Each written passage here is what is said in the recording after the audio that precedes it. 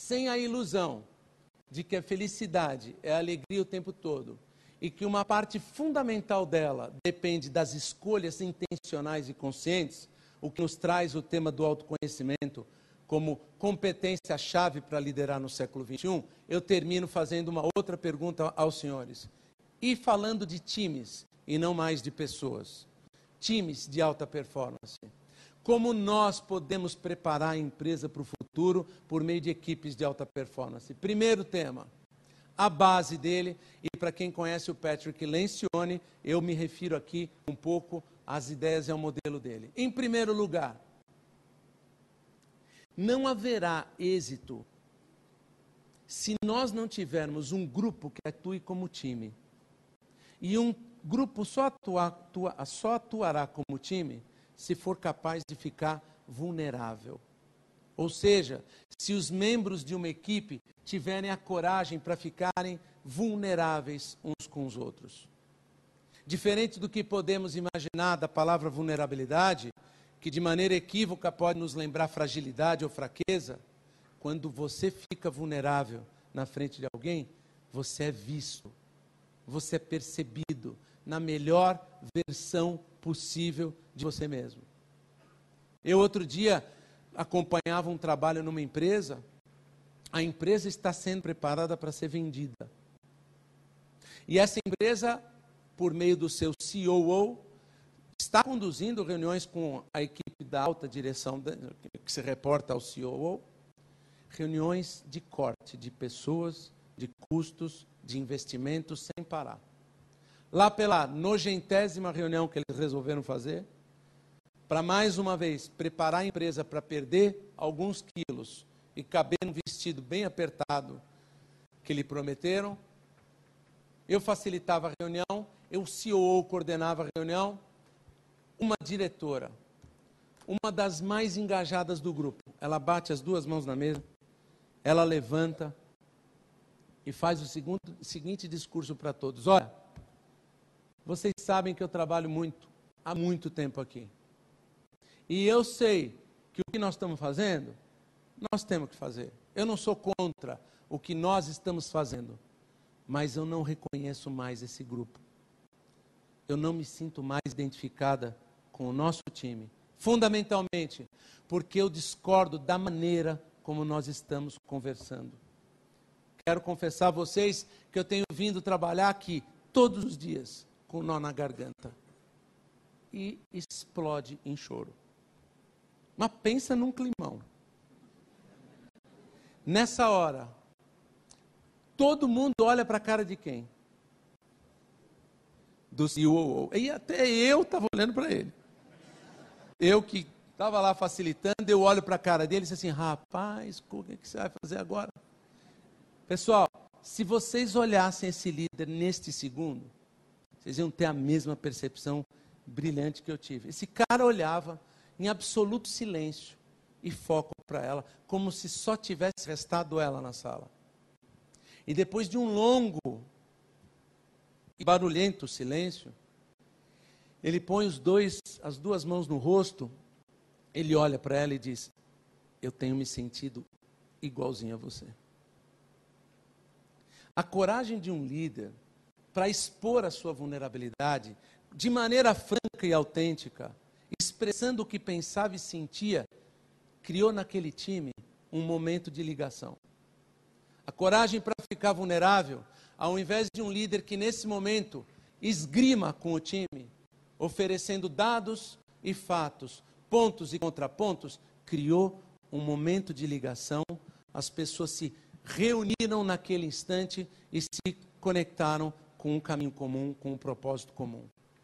Não haverá confiança se as pessoas não tiverem coragem para ficar vulneráveis e falarem a partir da melhor versão possível delas mesmas, dos seus pensamentos e sentimentos. E, novamente, é impossível deixar de lado como o tema do autoconhecimento vai contribuir para as pessoas terem conversas corajosas. Segundo tema, segundo pré-requisito, capacidade para conflitar.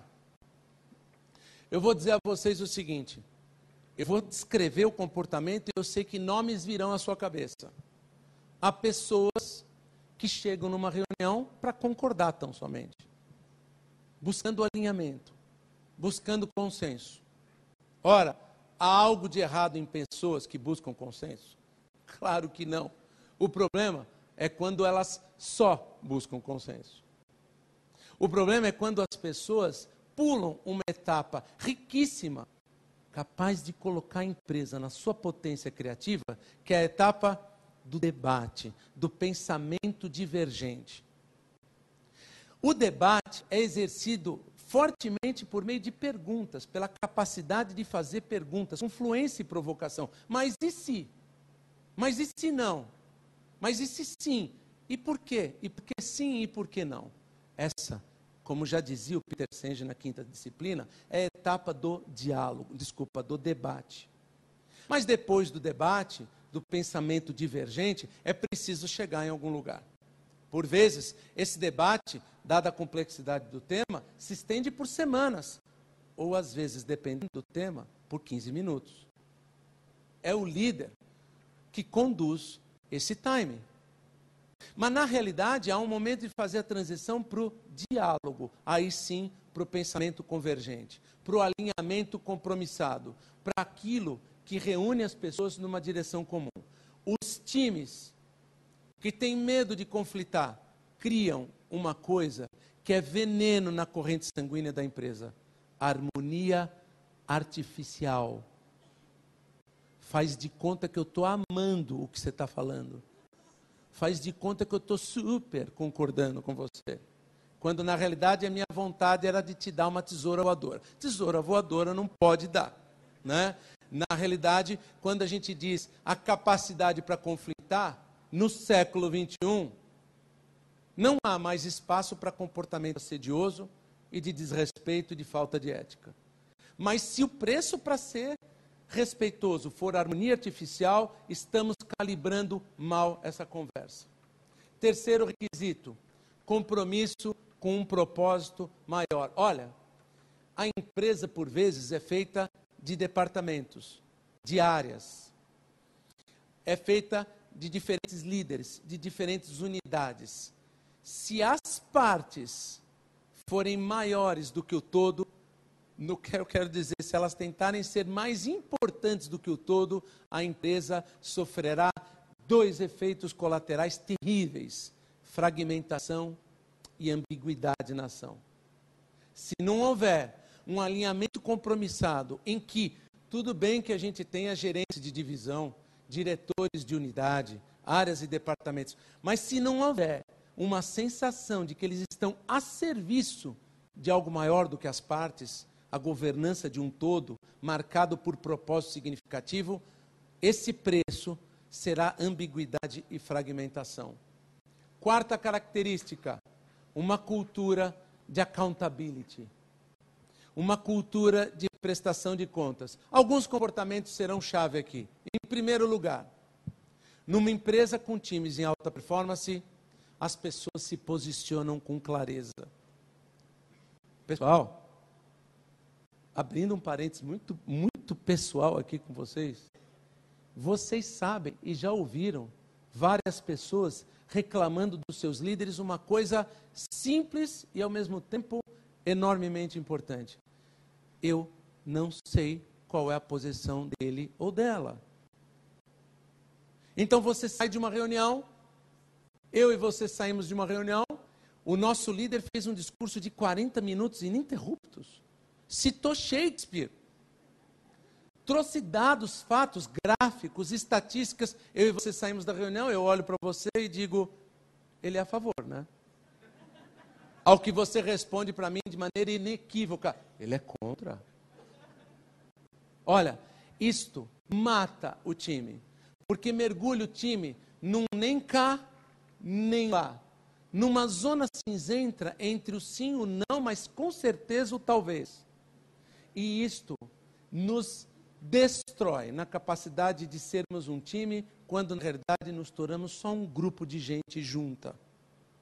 Os líderes que conduzem times em alta performance se posicionam com clareza, até porque sim é uma posição clara, não é uma posição clara, e não sei é uma posição clara. Eu não tenho a mais remota ideia. Eu ainda não me decidi. É uma posição clara. Ao mesmo tempo, numa empresa de alta performance, as pessoas não fogem de responsabilidade. E, de novo, o exemplo mais inspirador para isso será o da liderança. Coisas do tipo, isso não está na minha descrição de cargo. Isso não é bem da minha área. Você vai esperar 3 encarnações para recuperar a alta performance de um indivíduo capaz de, numa hora dessa, dizendo, mas isso não é do meu setor.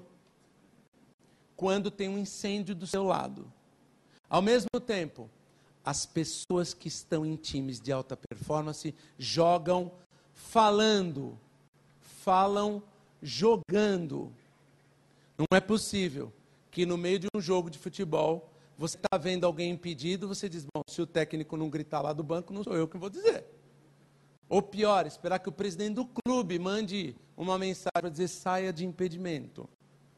Na realidade, feedback o tempo todo, independente do organograma e das hierarquias.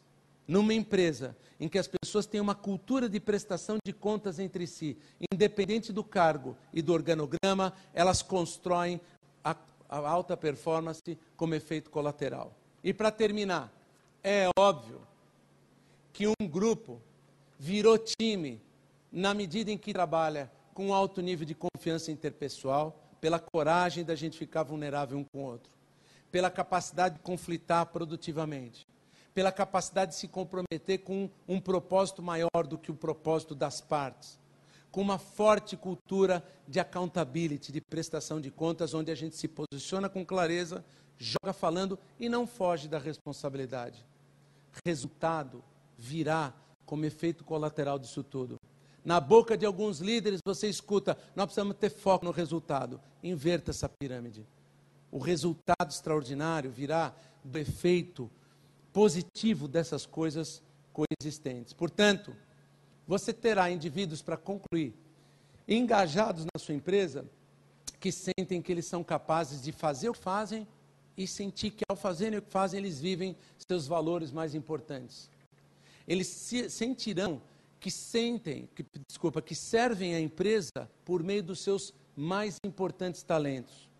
Ao mesmo tempo, uma equipe engajada dependerá de estar longe do tédio e do relaxamento, o tempo todo desafiadas no limite das suas competências e travando relacionamentos significativos, onde essas 5 dimensões nos ajudam.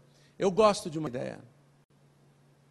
Eu estou mais do que convencido que a paisagem de alguém engajado é alguém que tem vontade de futuro. É alguém que tem desejo de fazer parte daquilo e daqueles relacionamentos numa sensação de alto nível de comprometimento de corpo e alma no longo prazo.